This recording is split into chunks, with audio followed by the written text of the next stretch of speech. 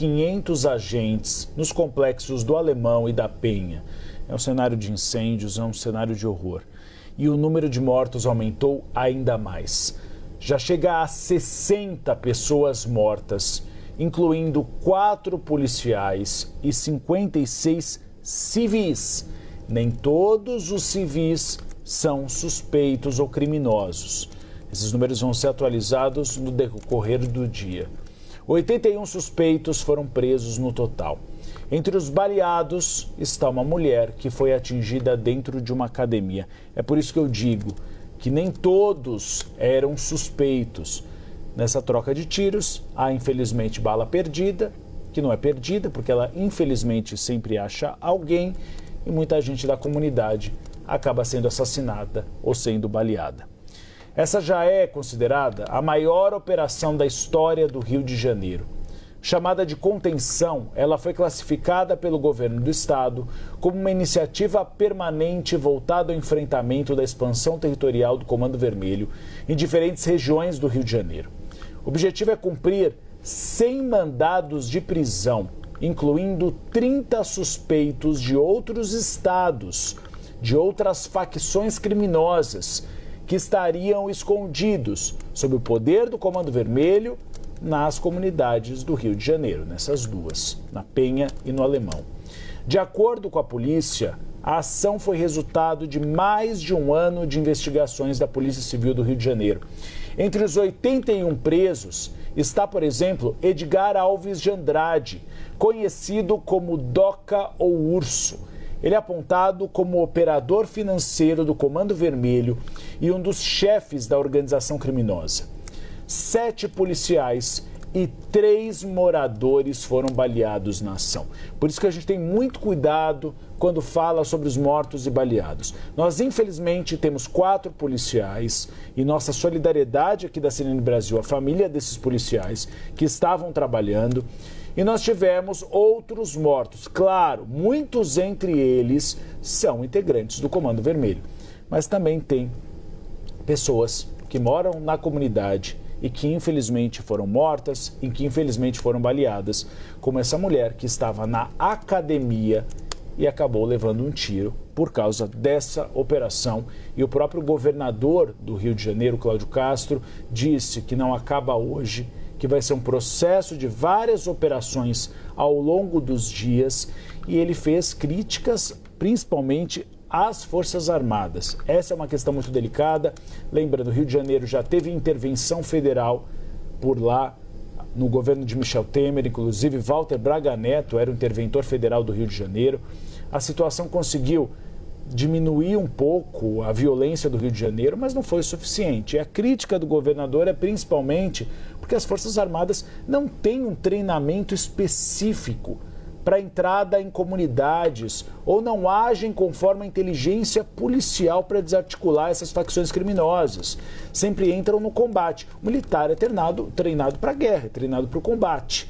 Então há agora essa divisão. A gente vai trazer na nossa programação toda a repercussão, principalmente agora das críticas do governador e também a reação das Forças Armadas no Rio de Janeiro. Mas é uma situação bastante periclitante da cidade maravilhosa durante todo esse dia. Olha, a gente recebeu aqui informações do Ministério da Justiça sobre essa operação. Começa esse texto falando da cooperação com o Rio de Janeiro, que em cooperação com o Rio, o Ministério da Justiça mantém a atuação no Estado desde 2023 por meio da Força Nacional de Segurança, uma operação que segue vigente até 16 de dezembro desse ano, podendo ser renovada. O MJ diz que tem atendido prontamente a todos os pedidos do governo do Estado do Rio para o emprego da Força Nacional no Estado, em apoio aos órgãos de segurança estadual. Em relação à atuação da Polícia Federal, destaca o Ministério da Justiça, foram feitas 178 operações no estado do Rio, 24 delas relacionadas ao tráfico de drogas e armas. 210 pessoas presas, 60 diretamente relacionadas às investigações sobre o tráfico de drogas. Aí relata aqui uma série de ações, números sobre essa atuação conjunta, dá o destaque de que a Polícia Federal coordena 2 operações conjuntas com as forças de segurança do Estado, que reforçam o compromisso, abre aspas, comum de enfrentar o crime organizado de forma organizada e eficiente. Lá no final fala do Fundo Nacional de Segurança Pública, que o Rio recebe quase 300 milhões desde 2019. Desse total, né, pouco mais de 157 foram executados até o momento. O Estado tem sido atendido, segundo o Ministério da Justiça, com doações de equipamentos, veículos, computadores, drones, coletes e munição, que somam um valor estimado em 10 milhões de reais. O Ministério da Justiça informa que, com a Secretaria Nacional de Segurança Pública, tem desenvolvido iniciativas com o governo do Rio de Janeiro para a integração do Estado à Rede Nacional de Unidades Especializadas de Enfrentamento das Organizações Criminosas e a Rede Nacional de Recuperação de Ativos de Facções Criminosas. São 60 pessoas. É um número muito alto. Leonardo Lopes, nosso editor, ele aponta, inclusive, que é a operação mais letal da história de todo o Rio de Janeiro. A última operação havia sido em Jacarezinho, com 28 mortos. A gente está falando de 60 mortos. É mais da metade do que teria sido aquela operação. É o dobro da operação em Jacarezinho. Então, é uma situação bastante difícil a do Rio de Janeiro hoje. Claro, é uma operação que foi pensada durante um ano, uma série de investigações, mas que, no meio do caminho, no confronto entre a polícia e os criminosos, você tem vítimas. E vítimas que foram baleadas, sim, nessa operação. Então, não apenas suspeitos acabaram sendo vítimas desse processo, e nem os policiais, infelizmente, mas também moradores das 2 comunidades do Rio de Janeiro, e é uma grande operação que não acaba por aqui. E tem esse debate, né, Tainá Falcão? Se seria melhor que a segurança pública fosse feita pela Polícia Militar e pela Polícia Civil, ou, nesse caso, pelas Forças Armadas. Todos os especialistas em segurança pública dizem que tem que ser a Polícia Civil e a Polícia Militar, porque os militares não são formados para fazer segurança pública. Os militares são formados para atuar em guerra. É um outro tipo de treinamento.